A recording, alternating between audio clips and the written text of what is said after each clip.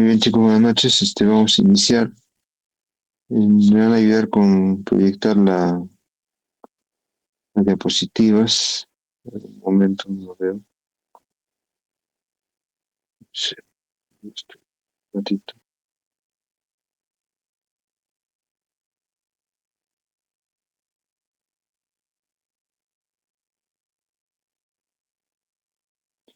Listo, ¿me escuchan?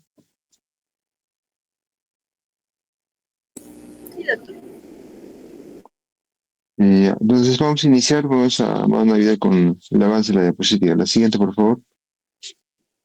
¿Cuál es el objetivo de esta presentación? El nombre de la, del tema es abdomen agudo vascular y obstructivo. Lo que queremos es que ustedes hagan un diagnóstico temprano de tanto un abdomen agudo obstructivo y vascular, inicie un tratamiento oportuno y haga una referencia oportuna nivel, al nivel hospitalario correspondiente,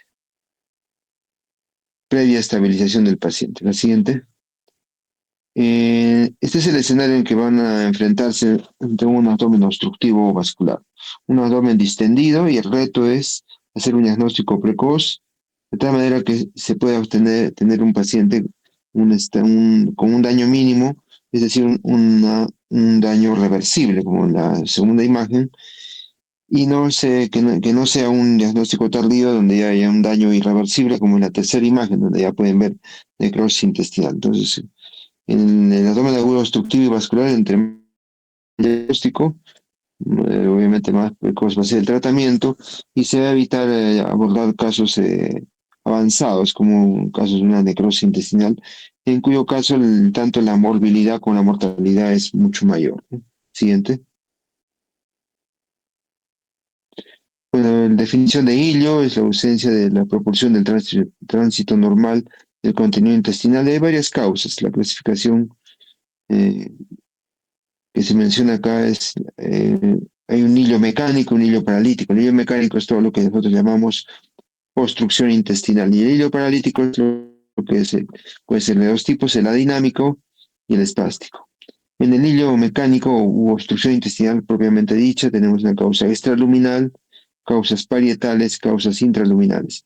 Como causa extraluminal tenemos las hernias, las bridas, válvulos. Causas de parietal, o sea, de pared, tenemos los neoplasias, los divertículos. Causas intraluminales o cuerpos extraños, besoar, hilo biliar. Como causas de hilo paralítico adinámico, el más frecuente es el hilo postoperatorio, que vamos a ver. Todo paciente que es sometido a una cirugía abdominal, sea abierta o laparoscópica, puede haber un hilo postoperatorio. La peritonitis, tenemos que en un paciente, por ejemplo, como apendicitis con peritonitis, hay un hilo secundario y puede hacer un síndrome obstructivo. Y otras causas de hilo paralítico, un paciente diabético, problemas metabólicos, fármacos, etcétera. Y el hilo espástico es sí un poco frecuente, asociado a intoxicación por metales pesados o porfirias. Y como tercer grupo sería otra causa de hilo paralítico, es el hilo vascular, que se vendría a ser la isquemia mesentérica. La siguiente.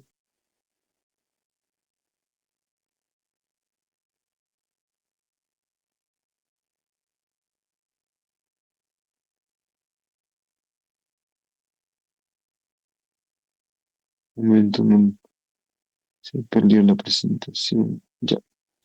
La obstrucción intestinal, hablando como tal del hilo mecánico u obstrucción intestinal, puede ser completa o incompleta, ¿no? Si es completa, puede ser simple o estrangulada o en asa cerrada. Simple es cuando no hay compromiso de la vasculatura; estrangulada cuando hay compromiso de la vasculatura, por lo tanto lleva a la isquemia, a la necrosis y a la perforación por consiguiente. Y la obstrucción en asa cerrada cuando los dos cabos, tanto el aferente como el eferente, están ocluidos, y eso condiciona un riesgo de perforación. Como ejemplo de obstrucción en asa cerrada tenemos el vólvulo de Sigmoid, los vólvulos, las hernias incarceradas, la invaginación intestinal. Siguiente.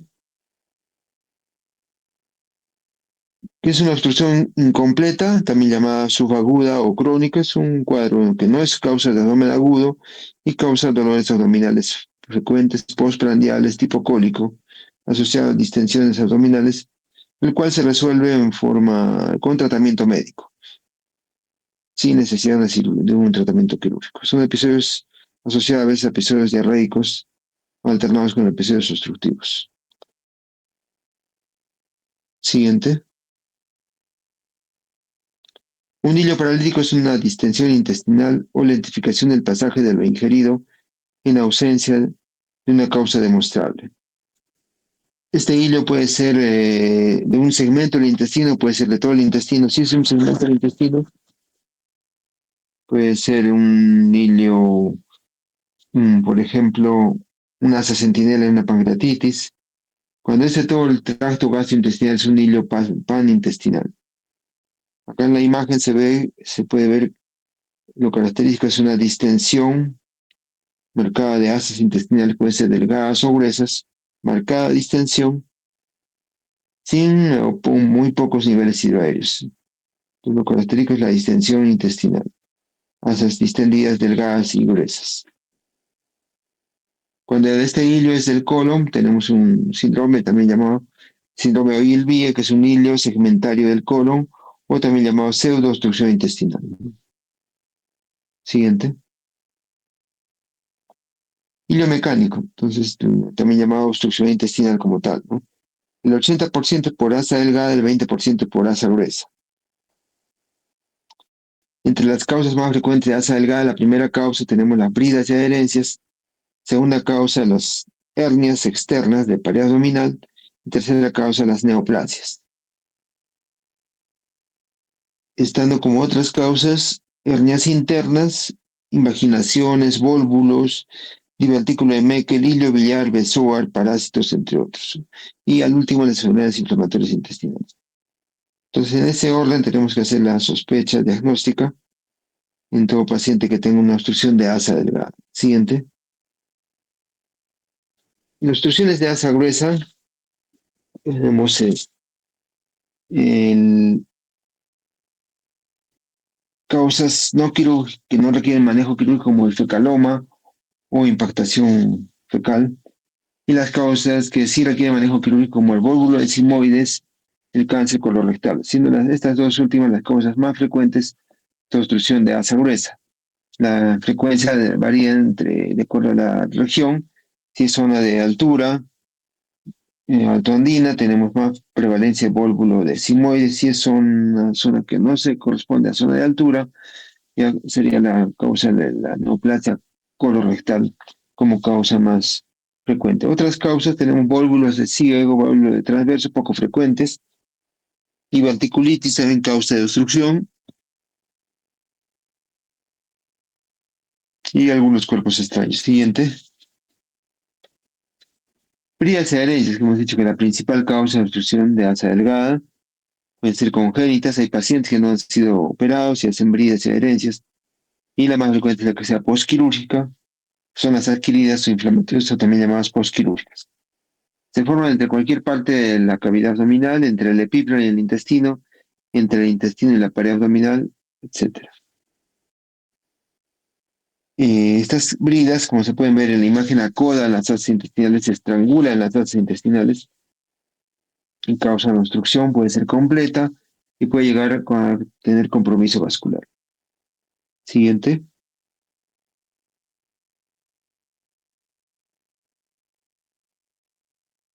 Las bridas de adherencias va a depender de la magnitud de la brida, va a depender qué tipo de cirugía fue, si fue cirugía laparoscópica o fue cirugía abierta. Obviamente la cirugía abierta es la que conlleva estas. ¿Qué tipo de incisión? La incisión mediana es la que más trae bridas y adherencias.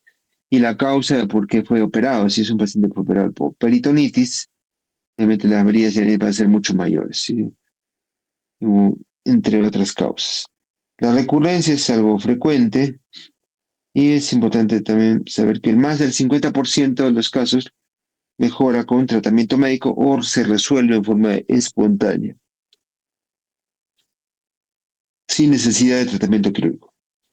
Algo de fisiopatología, hay una fase inicial, ¿no? Donde se altera la motilidad, se acumula gas, se acumula líquido.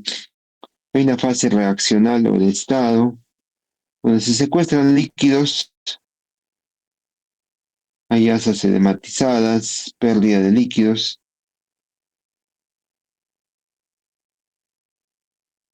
Hay alteración de vascularización.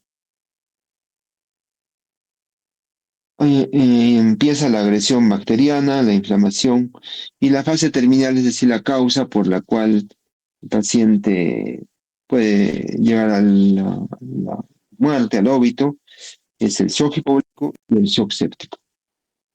Perdón,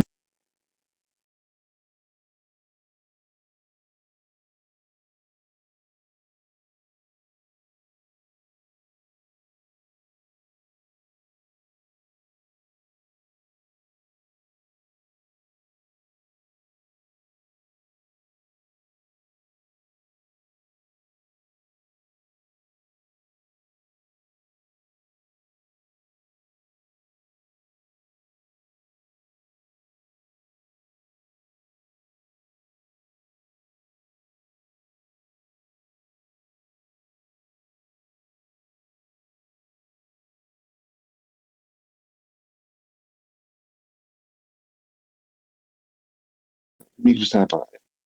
Muy bien, acá se resume lo anteriormente dicho. Tenemos que hay una acumulación de gas y de líquido. Luego, esto conlleva una ausencia de motilidad, se asuma la ausencia de motilidad, hay una distensión intestinal, se pierden electrolitos, agua y electrolitos, lleva a la deshidratación, al shock hipovolémico, a la hipotensión, y puede llevar a la insuficiencia renal, y se empieza a alterar la vasculatura. Primero la vasculatura venosa, luego la vasculatura arterial, el edema de asas, eso conlleva a la isquemia, la necrosis, perforación, y termina con un cuadro séptico. Por otro lado, la proliferación bacteriana, translocación bacteriana, y lleva a este cuadro séptico y como es causa de muerte. Siguiente.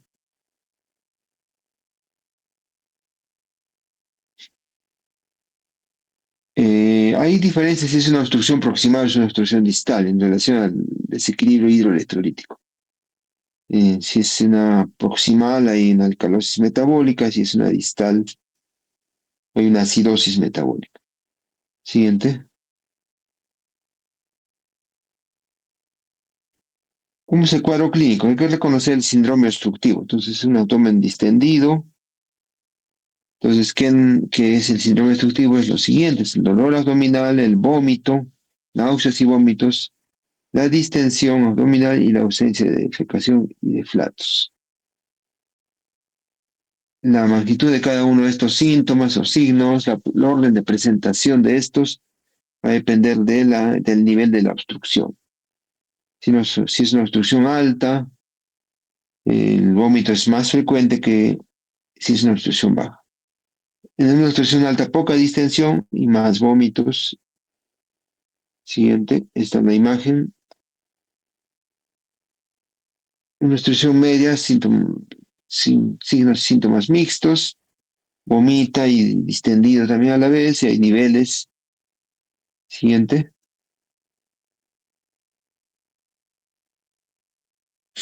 Y la obstrucción baja netamente distensión, poco vómito o vómito tardío. Y con este vómito tardío puede ser incluso fecaloideo. Y gran distensión con niveles hidroaéreos, pero de asa gruesa, periféricos. El dolor siempre presente. Siguiente. En el examen físico de un paciente ya con compromiso hemodinámico, va a haber taquicardia, va a haber hipotensión, oligoanuria y deshidratación. Y en el abdomen, al momento que hacemos nuestra inspección, es un abdomen distendido. Al percutirlo está timpánico y al palparlo tenemos contractura muscular en casos complicados, cuando ya hay compromiso, cuando hay compromiso del peritoneo y hay contractura muscular. Puede haber dolor a la descompresión, que es un signo de irritación peritoneal, cuando hay una perforación, por ejemplo. ¿Cómo yo reconozco una estrangulación? ¿Cómo yo sospecho una estrangulación?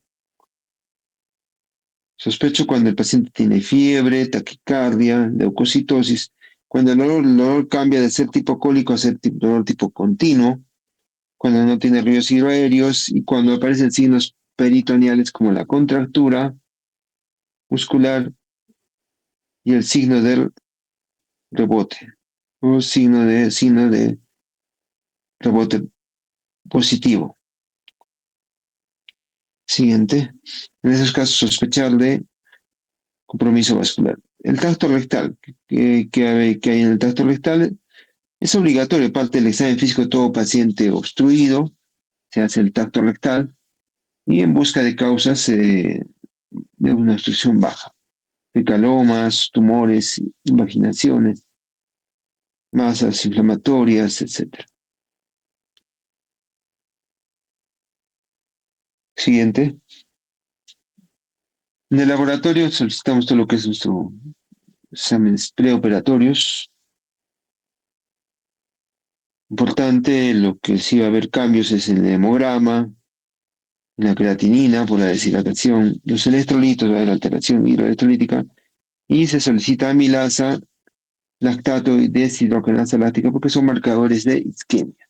Cuando una obstrucción intestinal está complicada, se va a elevar el lactato, se va a elevar la amilasa. En cuanto a las imágenes, debería empezarse por una placa simple de abdomen de pie y de cúbito dorsal. Ya, si cuento con tomografía, tal vez la tomografía me va a ayudar a determinar el nivel de la obstrucción, pero si no cuento, basta con una radiografía para tomar un diagnóstico.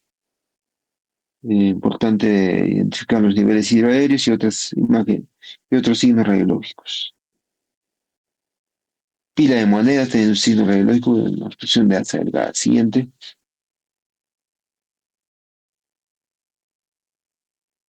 Tenemos en la radiografía de abdomen una obstrucción de asa delgada, tenemos los niveles hidroaéreos centrales y la imagen de pila de monedas también central.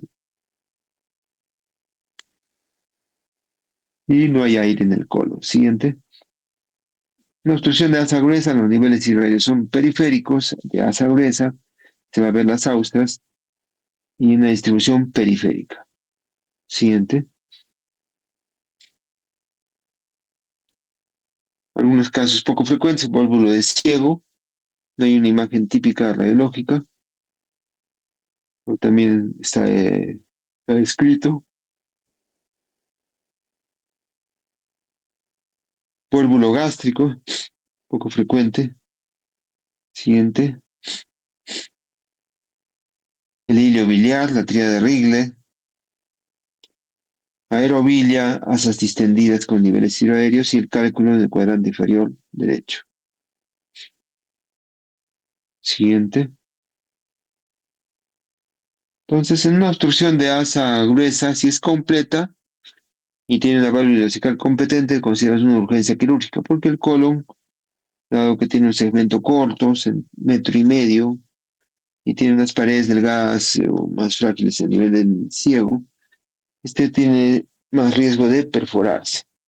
Por lo tanto, una obstrucción de asa gruesa es más urgente resolver que una obstrucción de asa delgada. La obstrucción de asa delgada es una urgencia subaguda, salvo que sea una obstrucción en asa ciega, asa cerrada o asa ciega, como una hernia estrangulada, como un vólvulo o como una invaginación. Si no es uno de estos, podría considerarse una urgencia subaguda, o nos da tiempo para darle manejo a un médico. Siguiente.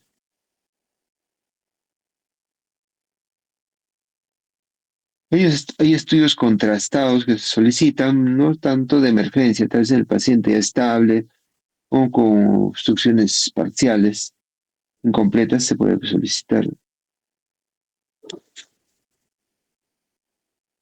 estudios contrastados. En la tomografía, de usarse cuando hay duda diagnóstica, nos permite determinar el sitio de la obstrucción, ¿no? Ya en algunos hospitales se ha normado que se solicite tomografía, ya que te da muchas ventajas para determinar tanto signos de complicaciones como nivel de obstrucción. Siguiente.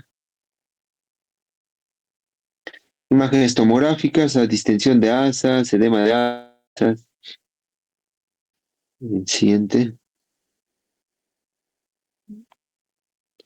Imaginación, como se suele ver en una tomografía, es imagen de dona o de pseudo riñón en una imaginación intestinal. Una hernia inguinal no detectada en el examen físico se puede detectar en una tomografía. Siguiente. Divertículo de Meckel también no es fácil de hacer el diagnóstico solamente con anamnesis, examen físico, necesitamos un estudio de imagen, aún así a veces no se logra el diagnóstico y se hace el diagnóstico intraoperatorio.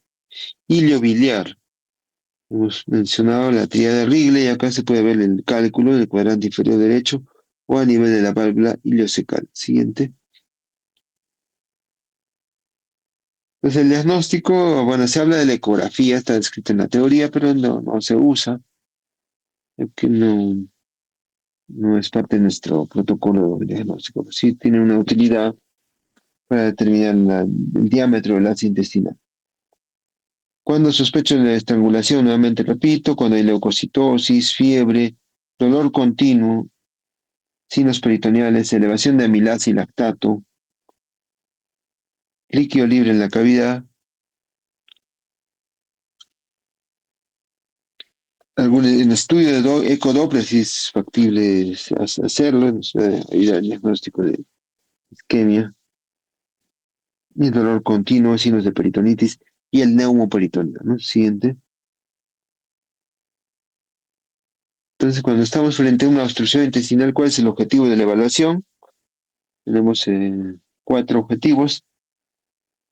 Yo diría hasta un quinto. El primero es determinar si se trata de un hilo mecánico o es un hilo paralítico. Lo primero, entonces, todo es síndrome obstructivo. Los primeros determinados si es hilo mecánico o es hilo paralítico. Eso con la placa, con la anamnesis, la evaluación del caso. Ya, tengo el diagnóstico de hilo mecánico, luego entonces me hago la pregunta, ¿es una obstrucción parcial o completa? Si es completa, es un abdomen agudo obstructivo y requiere manejo quirúrgico. Si es parcial, puede ir a un estudio con unos estudios radiográficos contrastados. Hay que determinar si es de asa delgada o asa gruesa, porque la obstrucción de asa delgada, eso se determina con las imágenes radiográficas, si es asa delgada o es asa gruesa. También los vamos a sospechar con la clínica, ¿no? Con la orden de presentación de los síntomas. De acuerdo a ello, determina la etiología, la causa de la obstrucción. Si es asa delgada, hemos visto todas las causas, si es asa gruesa, todas las causas posibles. Y una pregunta más es si es que hay signos de estrangulamiento o no. Ya hemos determinado cuáles son los signos de estrangulamiento clínicos y laboratoriales, incluso hay tomográficos. Si hay alguno de estos signos de estrangulamiento, sospecho y hay que hacer un manejo quirúrgico de inmediato. Y el último es el que determinar si se requiere manejo quirúrgico o no, ¿no? Entonces, ¿cuándo hacer un manejo quirúrgico inmediato? Cuando hay sospecha de estrangulación, cuando hay un daño en el daño, hay compromiso vascular en la vasculatura y cuando hay una obstrucción de asa ciega. Y ahí se habla de un tratamiento conservador, que es el manejo médico. El manejo médico solo está permitido en la obstrucción de asa delgada por bridas y adherencias. Un manejo conservador hasta 72 horas, ¿no? Puede ser menos, cuando si en un momento se presenta un signo de alarma, será menos. Si no hay hasta 72 horas un manejo médico expectante con hidratación, zona sebárica, zona vesical y algunos casos antibióticos. Siguiente. El manejo quirúrgico no está libre de problemas, ¿no? De complicaciones. Entonces, es una cirugía larga, tiempo prolongado, se puede lesionar algunas asas intestinales, se puede perforar algún intestino, puede haber sangrado, se puede infectar la herida operatoria, puede haber hernias, etcétera. Entonces el manejo quirúrgico no está libre de complicaciones. Entonces hay que hacerlo en el momento que sea necesario. Siguiente. Luego el tratamiento, si es una obstrucción de asa delgada, nada por boca, zona nasobásica descompresiva, se reanima con fluidos. Inicialmente se repone el grado de dilatación que tenga con bolos de cloruro, luego se hace un mantenimiento de acuerdo a los requerimientos, mantenimiento para 24 horas. Y tercera fase de la hidratación sería la reposición de las pérdidas de tanto vómitos o zona nasogástrica o ileostomías. Y esta reposición generalmente la hacemos con soluciones cristaloides como solución polielectrolítica. Y el antibiótico en lo que es asa delgada solo se debe usar cuando el paciente va a ser sometido a una cirugía. Cuando el paciente se determina que se requiere manejo quirúrgico, en esos casos recién se opta por dar antibióticos. Siguiente. El manejo conservador o no quirúrgico está plasmado en la guía de Bolonia, construcción para asa delgada, por bridas y herencias, y donde determina que el manejo puede ser hasta 72 horas. Considera que está contraindicada cuando hay isquemia, cuando hay hernias estranguladas, cuando es obstrucción de asa gruesa, ¿no? Hemos dicho que es una urgencia quirúrgica. Puede haber alguna perforación, neumoperitoneo, etcétera. Si es una obstrucción de asa cerrada, también está contraindicado aplicarlo, que la obstrucción de asa cerrada debe resolverse de forma quirúrgica de inmediato. Siguiente.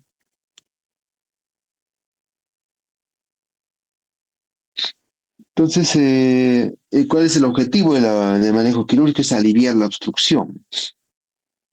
Este objetivo se logra haciendo resecciones, haciendo estomas o solamente liberando algunas heridas. Entonces, ¿qué opciones tenemos? Resecciones, anastomosis, resecciones y ostomas o solamente liberación de heridas. Siguiente.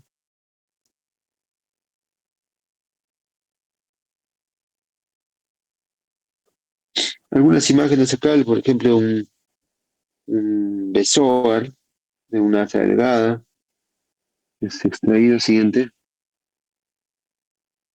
Una imaginación intestinal, ¿no? Frecuente en niños, la ileocecal y lactantes. Perdón, niños preescolares, de 6 meses a 5 años.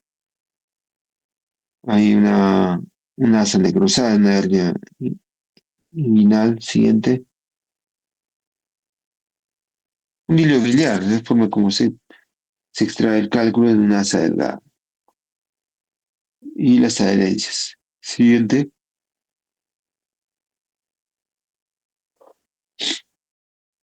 Y acá una asa estrangulada, una hernia, se hace la resección y la anastomosis. Siguiente.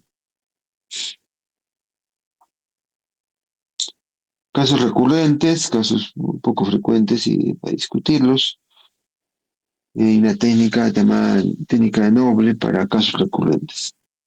Realmente poco usada ya que hay productos en el mercado que se usan para evitar la formación de bridas, aunque son un poco costosos, ¿no?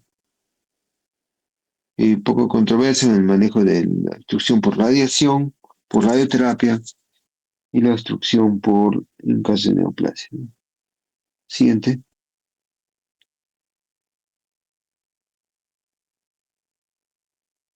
Si es una obstrucción de asa gruesa y es completa, se considera una urgencia quirúrgica, una emergencia quirúrgica, debe ser un manejo quirúrgico previa estabilización. Estamos hablando de las mismas medidas descritas anteriormente, como la colocación de sonda nasogástica y de hidratación, colocación de sonda vesical. En algunos casos sonda rectal. Bueno, no es para todos los casos, vamos a mencionar en qué casos. Uso de antibióticos sí recomendado en obstrucción de la cerveza por la gran carga bacteriana y translocación bacteriana. ¿Qué opciones de tratamiento? Tenemos resecciones con anastomosis, resecciones con ostomas, solo ostomas en asa. En caso de tumores, por ejemplo, no resecables, se hace una ileostomía o un ostoma en asa. Tenemos también la cirugía de Harvard, ¿no? Para el caso del cáncer colorectal, con los vólvulos o para diverticulitis, ¿no? Siguiente.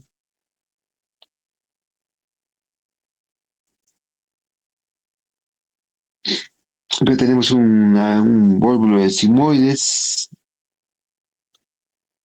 sin signos de necrosis y con vólvulo con necrosis. Siguiente. En ambos es el manejo quirúrgico con la resección. Tratamiento laparoscópico de las bridas está indicado en bridas y adherencias, en abdómenes no muy distendidos y donde tengamos tanto experiencia, si no tenga experiencia, como tenga equipos adecuados. Si no hay los equipos adecuados, mejor hacerla por vía abierta. Siguiente.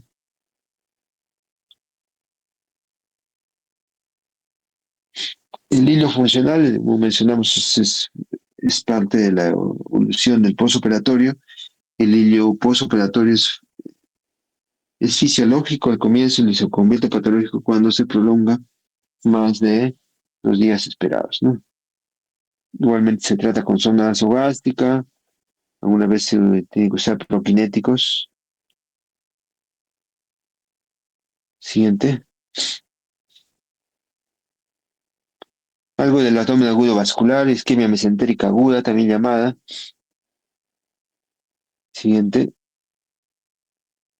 Es una situación de hipoxia intestinal, un descenso brusco de la perfusión y generalmente causada por un obstáculo mecánico, un émbolo, un trombo y la causa no oclusiva, que es un espasmo, ¿no? Poco frecuente y de mortalidad, de gran mortalidad, ¿no? Y frecuente en patología, en pacientes con edad avanzada. Siguiente.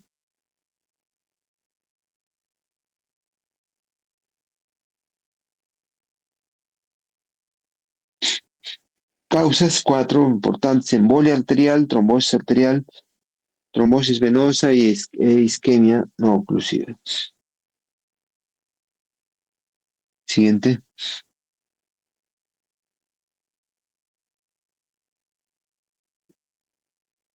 ¿Y qué depende? La magnitud de la isquemia depende del vaso que está afectado.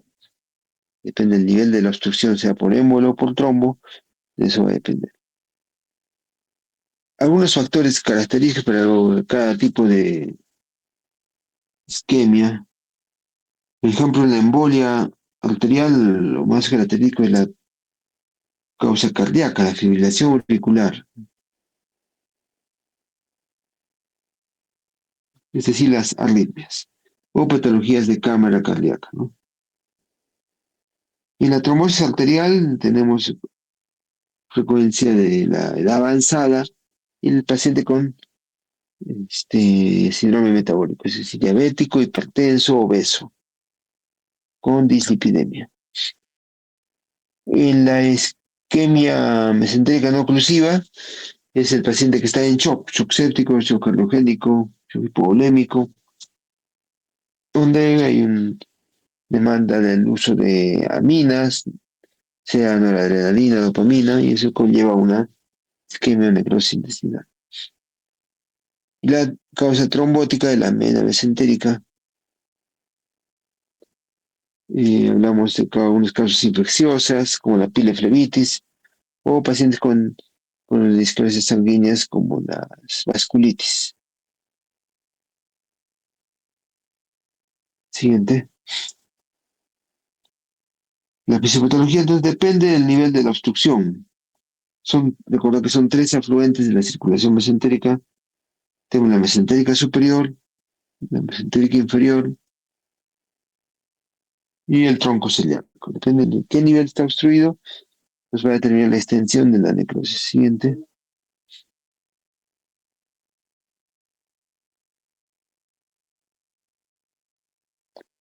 ¿Cómo es el cuadro clínico? Dolor abdominal es un dolor rápido, intenso, muy intenso, de instauración muy rápida y que viene asociado a síntomas como náuseas y vómitos. Incluso hablamos de diarrea, lo cual son de porciones escasas, algo sanguinolentas. Igualmente el vómito tiene un color porráceo o sangre, o café o como restos sanguinolentos oscuros. Siguiente. Al laboratorio, la leucocitosis, el dímero D en caso de trombosis, exactamente. Elevación de lactato, elevación de amilasa. Deshidrogenasa láctica también.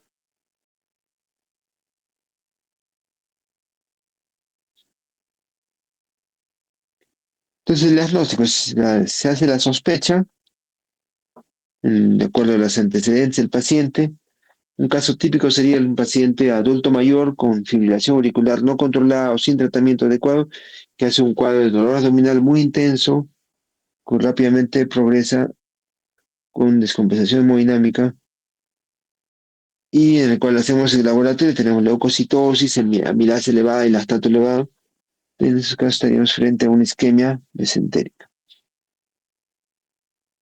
Estudios de imagen, la radiografía nos sirve, solo de hilio nada más. La tomografía sí nos permite ver asas dilatadas, líquido, interasas, etc. La angiotomografía nos permite ver dónde está la obstrucción, ultrasonografía. La angiografía por resonancia, poco usada, y la arteriografía más usada en el pasado. Actualmente el estudio de lesión, la angiotomografía. Siguiente. En la radiografía no podemos visualizar nada, solo en la tomografía. Siguiente. La angiotomografía permite ver nivel de la obstrucción. Siguiente. Asas delgadas y tendidas, edema de asas y la neumatosis intestinal, que es algo característico de la isquemia mesentérica, que es aire en la pared del intestino. Siguiente.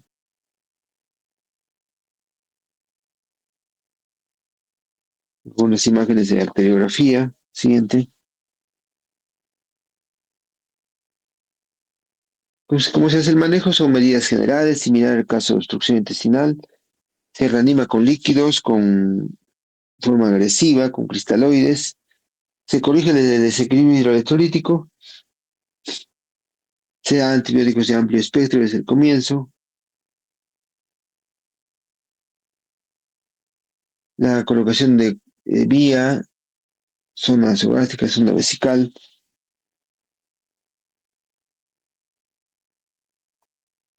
Y de algunos casos pueden requerir manejo endoluminar o de manejo por cirugía vascular, como la administración de trombolíticos o procedimientos como la trombectomía o la embolectomía, siempre y cuando el paciente se ha hecho un diagnóstico temprano. Siguiente. Entonces, el esquema mesentérica aguda, ¿cuál es el objetivo del tratamiento quirúrgico? El objetivo es inicialmente hacer una adecuada, si estamos frente a un caso en sus primeras horas, podemos hacer un manejo endovascular. Hablamos de trombectomías, embolectomías o manejo cardiocirugía vascular. Si es un caso tardío, ya no vamos a poder hacer mayor cosa, solo resecar el intestino dañado, isquemizado o necrosado. Resecar y anastomosar, resecar y ostomizar. Ahí mencionan unos tratamientos endovasculares como la embolectomía, trombólisis, etcétera. Se pueden realizar por cirugía vascular, siempre y cuando el diagnóstico sea temprano. Para isquemia no oclusiva le demos la perfusión de papaverina. es un vasodilatador esentérico. Siguiente. Entonces lo que se hace, se corrige, ¿no? En el caso de la isquemia no oclusiva, se trata de aliviar la obstrucción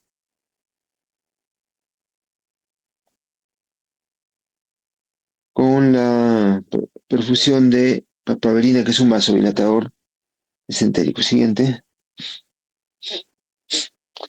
Con conclusión de esta parte de isquemia no, de abdomen agudo vascular, tiene una mortalidad alta, puede llegar hasta el 80%. ¿Y qué factores empeoran el pronóstico? Tenemos la edad avanzada, la sepsis, shock séptico, la peritonitis, la necrosis, la hipoalbuminemia y el antecedente de infarto agudo de miocardio. Siguiente. Como conclusión de estas dos partes, tenemos que el abdomen agudo obstructivo y vascular es una patología que sin un tratamiento oportuno lleva a la muerte. Un diagnóstico y manejo precoz mejora el pronóstico y disminuye la mortalidad, con lo que mencionamos al inicio. Y en el primer nivel de atención de salud debe iniciarse medidas de rehabilitación y se debe hacer una referencia oportuna a un nivel superior de salud. Siguiente.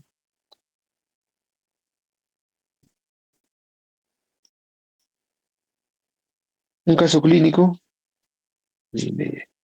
Paciente varón 60 años, sin comorbilidades, tiene un antecedente de la parotomía exploratoria de hace 2 años por un trauma abdominal y que acude por un tiempo de enfermedad de 2 días con un síndrome obstructivo. Hablamos de síndrome obstructivo, hablamos de distensión, ausencia de eliminaciones y gases, náuseas y vómitos y dolor abdominal.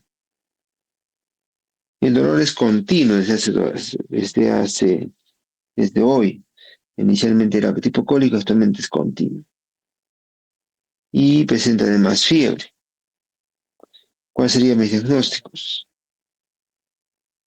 A ver, ¿alguien quiere participar?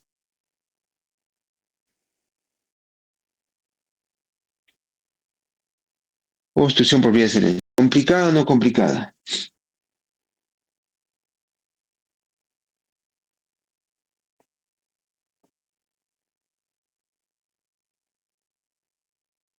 Complicada porque tiene fiebre y dolor continuo, no se olviden. El dolor continuo ya se indica signo de complicación o de compromiso vascular. Entonces, ¿cuál sería el... Vamos a volver a la diapositiva. ¿Qué exámenes vamos a solicitar? A ver.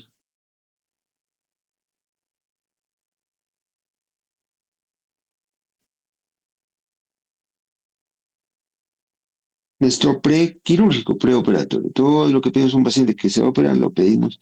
Y agregamos más. ¿Qué debería pedir yo? Marcadores de isquemia vascular. ¿Cuáles son los marcadores que debo pedir? Isquemia mesentérica. O marcadores de daño vascular, ¿no? ¿Cuál sería?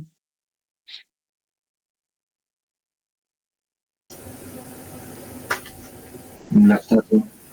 Deshidrogenasa láctica, lactato y amilasa. Aparte del hemograma, ¿no? ¿Ya? Diagnóstico diferencial. Si estamos frente, si este paciente no tuviese como antecedente eh, la cirugía previa por trauma abdominal, si no tuviese ese antecedente, ¿cuál sería nuestra siguiente sospecha diagnóstica? Que no sea bridas. No vuelve, doctor. No, la segunda causa hemos dicho que son hernias de pared. Y la tercera, la neoplasia. En ese orden vamos a buscar. ¿Y el tratamiento? ¿Cuál sería el tratamiento? ¿Tratamiento médico? ¿Cuál sería? Quirúrgico. Es médico quirúrgico. Médico al inicio porque hay que estabilizar al paciente, hay que hidratar, colocar la sonda, colocar antibiótico. Y el tratamiento quirúrgico porque es una obstrucción complicada, ya escapa ahí el tiempo de las 72 horas, lo que dice Guía de Bolonia, porque ya tiene signos de complicación y por lo tanto hay que ser sometido a una cirugía, sea laparoscópica o abierta. El objetivo es descomprimir el intestino ocluido, ¿no? Muy bien, siguiente. Listo. Buena pregunta. Si no pasamos con la siguiente posición.